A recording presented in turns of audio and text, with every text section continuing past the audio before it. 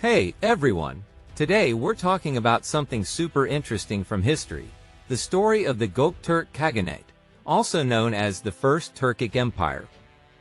Now I know some of you might not be familiar with it, but trust me, this is one of those stories that deserves more attention because it marked a turning point for the Turkic people and shaped Central Asian history in a big way. So here's the deal. The Göktürk Khaganate was established in the 6th century by a powerful clan called the Ashina, under the leadership of Bumin Qaghan and his brother Istemi.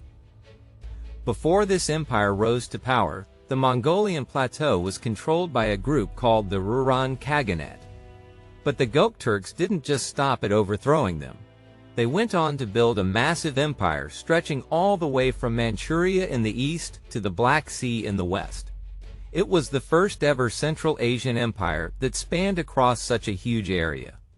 Now, one of the cool things about the Gokturks is that they were the first to officially use the word Turk as a political identity. They spoke a language that would eventually evolve into Old Turkic.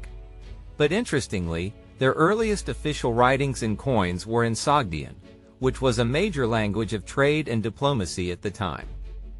Also, during this period, the Old Turkic script, their unique writing system, started taking shape. But here's where things get dramatic. The Göktürk Khaganate didn't last forever. By 603, internal conflicts and civil wars caused the empire to split into two: the Eastern Turkic Khaganate and the Western Turkic Khaganate. Later on, the eastern part fell to the Tang dynasty of China in 630. And the western part followed suit in 657. But the story wasn't over yet because, in 682, the Second Turkic Khaganate emerged and carried on the legacy for another century before being overthrown by the Uyghurs. Now let's rewind to the origins of this whole story because it's pretty intense. Everything started in 546, when Bumin Qaghan, the founder of the Göktürk Khaganate, made a bold move. At the time, there were groups called the Uyghurs and Teal, who were plotting to revolt against the Rouran Khaganate. Bumin stopped the rebellion before it even started, expecting to be rewarded by the Rouran leader. But instead of gratitude, the Rouran Khagan, Ujiyulu Anagui, insulted Bumin by calling him a blacksmith slave. Now in the Chinese records, this term suggested that the Gokturks may have been blacksmiths working under the Rouran elite, but it's more likely that this was just a way of saying they were vassals or subordinate allies. Either way, the insult didn't sit well with Bumin. So, feeling snubbed, Bumin decided to change the game. He allied himself with the Western Wei, a rival power, and married Princess Shangal to seal the deal. This gave him the backing he needed to take on the Rouran. In 552, Bumin defeated the Rouran forces, and just like that, the Rouran Khaganate was history. After his victory, Bumin declared himself the ruler, or Ilig Khagan, of the new Göktürk Khaganate. Sadly, he died just a few months later, but his work laid the foundation for what came next. His son, Bumin Qaghan, took over and continued the fight, defeating the Hephthalite Empire, another major power at the time. Meanwhile, Bumin's brother, Istemi, led the western part of the empire. This was where things got really strategic. Istemi wasn't just a great warrior, he was also a skilled diplomat. He formed an alliance with the powerful Sassanid Empire of Persia to crush the Hephthalites once and for all. This move helped the Gokturks tighten their grip on the Silk Road, which was the trade route of the ancient world. Now here's where it gets even more interesting. Istemi didn't just stop in Asia. His ambitions carried the Gokturks all the way into Europe. By 576, they had crossed the Kerch Strait into Crimea, and even laid siege to cities there. Their influence stretched far and wide, but with power came conflicts. One of their main rivals at the southern border was the Sassanid Empire. Yes, the same group they had allied with earlier. By 589, the Sassanians turned against the Gokturks and managed to defeat them in a major clash. But even after that, the Gokturks remained a dominant force for years. The Gokturks also had a fascinating relationship with the Byzantine Empire, which was locked in a long-standing conflict with Persia. The first time the Byzantines came into contact with the Gokturks was around 563. Later on, in 568, a Sogdian diplomat named Mania convinced Istemi to send an official delegation to Constantinople, the capital of the Byzantine Empire.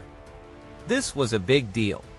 The Gokturks offered silk as a gift to Emperor Justin II, and the two sides even discussed an alliance against their common enemy, the Sassanians. But alliances don't always last forever. After Istemi's death, relations between the Göktürks and the Byzantines took a nosedive. There's a story that the Byzantine delegation was humiliated during Istemi's funeral, and things only got worse from there. The new Göktürk ruler, Tardu, didn't trust the Byzantines and felt they had failed to hold up their end of the bargain. This breakdown in trust led to hostility, and the once promising alliance fell apart. So after the Göktürk Khaganate began splitting up due to internal disputes, the situation escalated into a full-blown civil war. When Taspar Khagan, the fourth ruler of the Khaganate, passed away in 581, he wanted the title of Khagan to go to Mukhan's son, Apa Khagan. But things didn't go as planned. The High Council, instead of respecting his wishes, appointed Ishbara Khagan, and that decision sparked intense rivalries.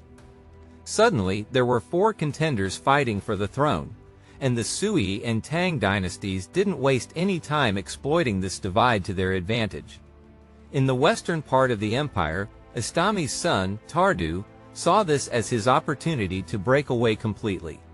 He declared independence, claimed the title of Khagan, and gathered an army to march east and seize Otakhan, the heart of imperial power. To protect his own position, Ishbara Khagan, ruling the eastern Khaganate, sought the support of Emperor Yang of the Sui dynasty. This was a smart move, as it gave him Sui protection, but it didn't sit well with Tardu. Furious with the Sui interference in their affairs, Tardu attacked Chang'an, the Sui capital, around 600 AD, demanding they back off.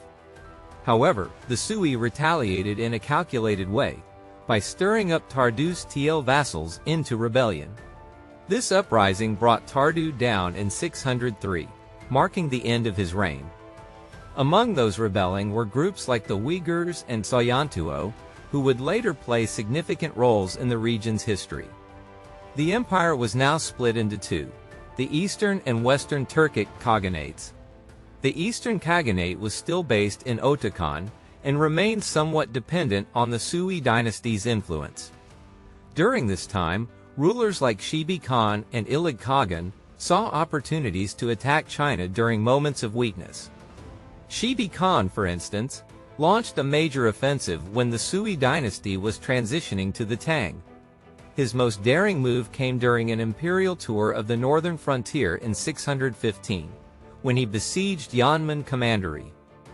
Emperor Yang and his wife, Empress Xiao, barely escaped, thanks to a warning from Shibi Khan's Han wife, Princess Yiqiang. Her timely message saved the emperor and empress, and the Turkic forces eventually withdrew after receiving false intelligence about an attack on their territory. By 626, Ilig Khagan took advantage of a major political crisis in China, the Xuanwu Gate incident, where Tang Taizong secured power after a bloody internal struggle. Ilig marched his cavalry right to the Wei River near Chang'an, threatening the Tang capital. Tang Taizong, however, kept his composure and confronted Ilig at the border bridge. His imposing presence and diplomatic maneuvering intimidated Ilig, who agreed to retreat in what became known as the Waishui Alliance.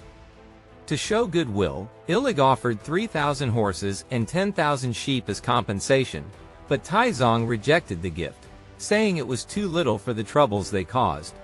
Shortly after this, things began to fall apart for the Eastern Khaganate.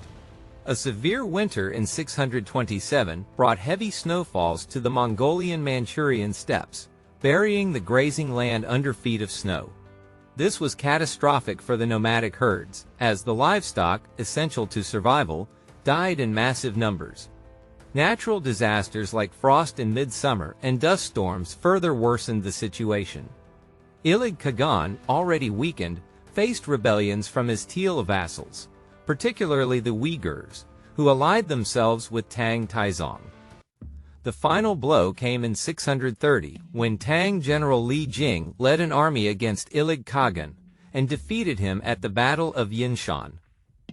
Göktürk tried to escape but was captured and sent to Chang'an as a prisoner. With that, the Eastern Turkic Khaganate collapsed, and the Tang incorporated its territories into their administrative system. Emperor Taizong famously remarked that the victory was enough to wash away the humiliation he had faced during the Waishui confrontation. Meanwhile, the Western Turkic Khaganate had its own story. Under rulers like Shigi and Tongyabu Khagan, they formed alliances with the Byzantine Empire against their common enemy, the Sassanid Empire. This alliance led to a major victory in 628, as the Western Turks successfully pushed their southern borders to the Tarim and Amu Darya rivers. Their capital was Suyab, located in the Chu River Valley, near modern-day Tokmak. Tongyabu even launched campaigns into Transcaucasia in collaboration with the Byzantines, capturing important cities like Derbent and Tbilisi. However, his assassination in 630 marked the beginning of their decline. The Western Khaganate saw attempts at reform under the Ashina clan, with efforts to reorganize their administration. The Khaganate was split into 10 tribal factions known as the Onak, or 10 Arrows.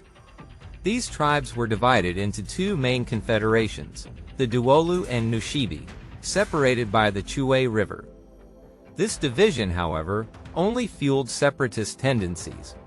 One notable leader, Kubrat of the Dulo clan, broke away entirely, which further weakened the Western Khaganate.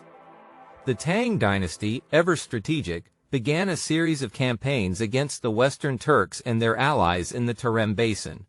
Starting with the conquest of Karakoja in 640, the Tang steadily chipped away at their territories, defeating them in battles at Karasar and Kucha.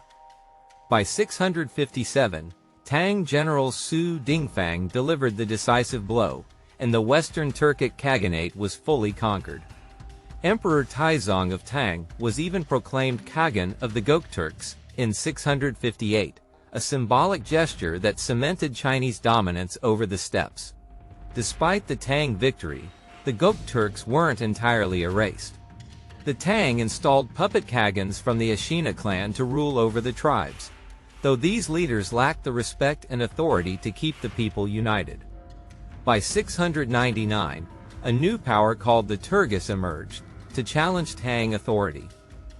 Eventually, in 681, the Gokturks made a comeback under Göktürk Khagan, who founded the Second Turkic Khaganate after leading a successful rebellion against the Tang.